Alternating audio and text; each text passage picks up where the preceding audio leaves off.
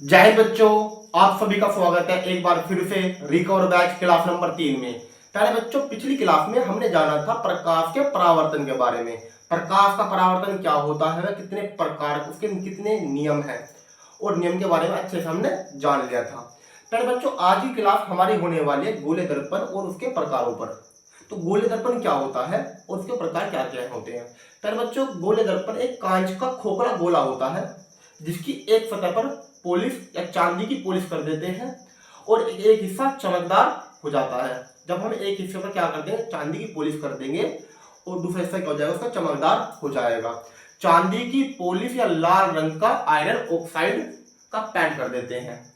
ठीक है, तो ये दो प्रकार का होता है, एक तो आपका उत्तल दर्पण और एक अवतल दर्पण। जैसे कि हमने डेफिनेशन में भी लिखा हुआ है, किसी कांच के खोखले गोले के कटे हुए वे भाग होते हैं जिसके एक तल पर चांदी की पॉलिश करके उसके ऊपर लाल रंग का आयरन ऑक्साइड का पेंट कर दिया जाता है। ये कह रहा है कि किसी कांच के खोखले गोले, कांच को खोखला गोला होगा, खोखले गोले के कटे हुए भाग दो मैंने भाग कर दिए पहले से ही। ठीक है, एक भाग ये रहा और एक भाग ये रहा, जिसके एक तल पर चांदी की पॉलिश, क्या मार दो हमने, चांदी की पॉलिश करके उसके ऊपर लाल रंग का आयरन ऑक्साइड का पेंट कर देते हैं जिससे जिससे उसका दूसरा तल चमकदार। अगर इस तरफ हमने क्या कर दिया, इस तरफ एक तरफ हमने, एक तरफ उठा लो, अगर एक तरफ हमने क्या कर दिया, पॉलिश लगा दी तो दूसरा हिस्सा क्या हो जाएगा, चमकदार। इसमें बाहरी तरफ लगा दी और उसमें अंदरी तरफ, जिसमें बाहरी तरफ लगाई है उसका अंदर वाला हिस्सा चमकदार हो जाएगा और जिसमें अंदर तरफ लगाई है उसका बाहर वाला हिस्सा चमकदार हो जाएगा। लिखा तो, जिससे उसका दूसरा तल चमकदार हो जाता है। ठीक है, गोली दर्पण दो प्रकार के होते हैं, पहला अवतल दर्पण, दूसरा उत्तल दर्पण। पहला दर्पण कौन सा होगा, आपका अवतल दर्पण, दूसरा क्या होगा, उत्तल दर्पण। आगे पीछे लिख सकते हो, कोई दिक्कत नहीं है। अवतल दर्पण क्या होता है, वे दर्पण जिसके किनारे उभरे हुए तथा मध्य भाग यानी बीच वाला भाग दबा हुआ होगा तथा परावर्तन अंदर की सतह पर होता है, अवतल दर्पण कहलाता है। इस दर्पण को देखिए, जो इसके किनारे हैं वो बाहरी तरफ निकले हुए हैं, ठीक है, और बीच वाला हिस्सा दबा हुआ, बीच वाला मध्य भाग क्या है, दबा हुआ है। ठीक है, और जो परावर्तन होगा कहाँ होगा, अंदर की तरफ। परावर्तन कहाँ हो रहा है, ये अंदर की तरफ होगा, यहाँ पर ये परावर्तन अंदर की तरफ हो जाएगा, ये परावर्तन होगा।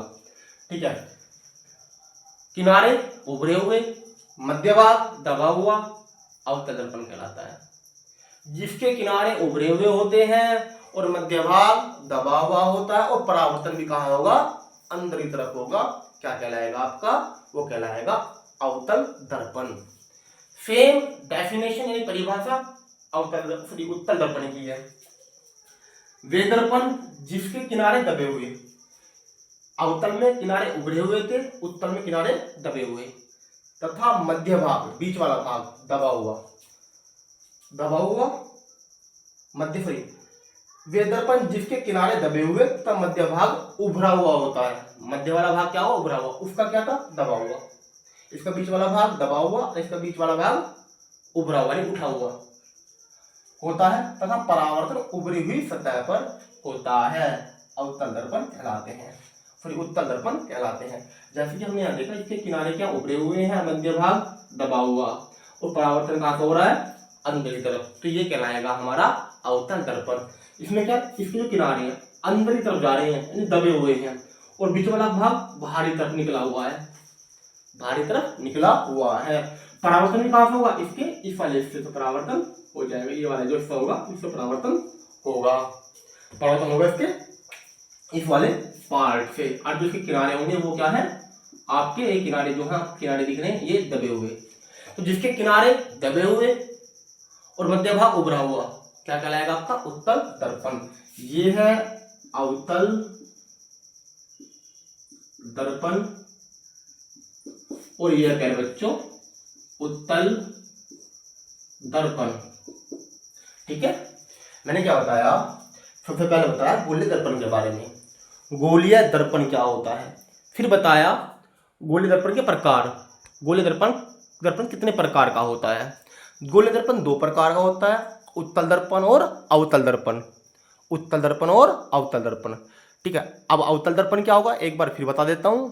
वे दर्पण जिसके किनारे उभरे हुए तथा मध्य भाग दबा हुआ होता है तथा परावर्तन अंदर की तरफ होता है, अवतल दर्पण कहलाता है। फिर नंबर 2 पे बताया उत्तल दर्पण।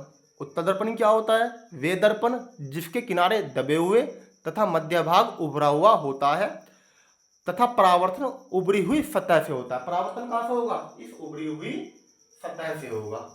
कहां से होगा? इस उभरी हुई सतह से होता है। अब प्यारे बच्चों, मैं दर्पणों के मैं कुछ संबंध बताता हूं, आपके संबंध क्या होते हैं। देखो, ये आपका जो P होगा, इस P को बोलते हैं प्यारे बच्चों हम पोल। क्या है? पोल। पोल फोर होता है ध्रुव। क्या होगा? ध्रुव। ये M1 और M2 जो है आपके, M1 और M2 ये है इसके किनारे। क्या है? ये किनारे। और ये जो बीच वाला है, बिल्कुल बीचों बीच, ये पहले सी के बारे में बताता हूँ। जो सी होगा ये होगा वक्रता, तो वक्रता केंद्र, वक्रता केंद्र। और सी और बीच, सी और पी के यानी वक्रता केंद्र और ध्रुव के बिल्कुल बीचों बीच होता है एफ। अब एफ क्या है? एफ होता है प्यारे बच्चों फोकस। क्या होगा? फोकस। वो क्या होता है आपका? फोकस। मैंने क्या बताया? मैंने आपको बताया कि कोई भी दर्पण है, चाहे उत्तल हो अवतल हो, जो आपका बिल्कुल बीच वाला पार्ट जो पी होगा, पी को बोलते हैं ध्रुव, पोल। और जो आपका सी होगा सेंटर ऑफ कर्वेचर यानी कि वक्रता त्रिज्या, जो इनके बिल्कुल बीचों बीच पी और सी के यानी वक्रता केंद्र और ध्रुव के बीच जो मध्य यानी मध्य में होगा वो क्या कहलाएगा? आपका फोकस, जिसे एफ से डिनोट करते हैं। और सी और एफ को, देखो ये सी और एफ को मिलाने वाली एक लाइन रेखा जो जा रही है, इस रेखा को बोलते हैं मुख्य, जो होगा मुख्य अक्ष। ये क्या कहलाता है? हमारा मुख्य अक्ष कहलाता है। इतनी बात समझ में आ गई? तो मुख्य अक्ष सी और पी को मिलाने वाली रेखा होती है। सी और पी। सी क्या है? सी है प्यारे बच्चों वक्रता केंद्र। और पी क्या है? पी है प्यारे बच्चों ध्रुव। और एफ क्या है? एफ है प्यारे बच्चों फोकस। ठीक है, और इन सी और पी को मिलाने वाली रेखा मुख्य अक्ष कहलाएगी। सेम यहाँ पर ये सी वक्रता केंद्र, पी ध्रुव, M1 M2 द्वारक यानी कि हाँ इसे द्वारक बोल देते हैं, जो किनारे होंगे द्वारक। क्या हुआ? ये द्वारक। M1 M2 क्या है? हमारे द्वारक। लिख देता हूं यहां पर मैं, जो हमारा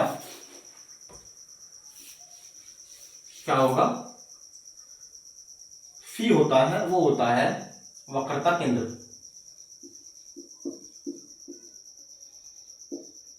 लिख लेना नोट कॉपी में। और M1 एंड और M2 द्वारक होते हैं।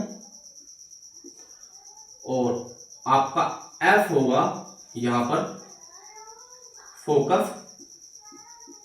F क्या होगा? फोकस। और P होगा ध्रुव, दर्पण का ध्रुव। उत्तल दर्पण हो या अवतल दर्पण हो, दोनों में यही होता है। तो प्यारे बच्चों, आज की वीडियो में गोले दर्पण उसके प्रकार के बारे में हमने समझ लिया। अगली वीडियो में हम समझेंगे वक्रता केंद्र और फोकस दूरी में संबंध। वक्रता केंद्र और फोकस दूरी में संबंध क्या होता है और कुछ उसके न्यूमेरिकल भी करने वाले हैं। तो मिलते हैं जल्दी अगली क्लास में। धन्यवाद।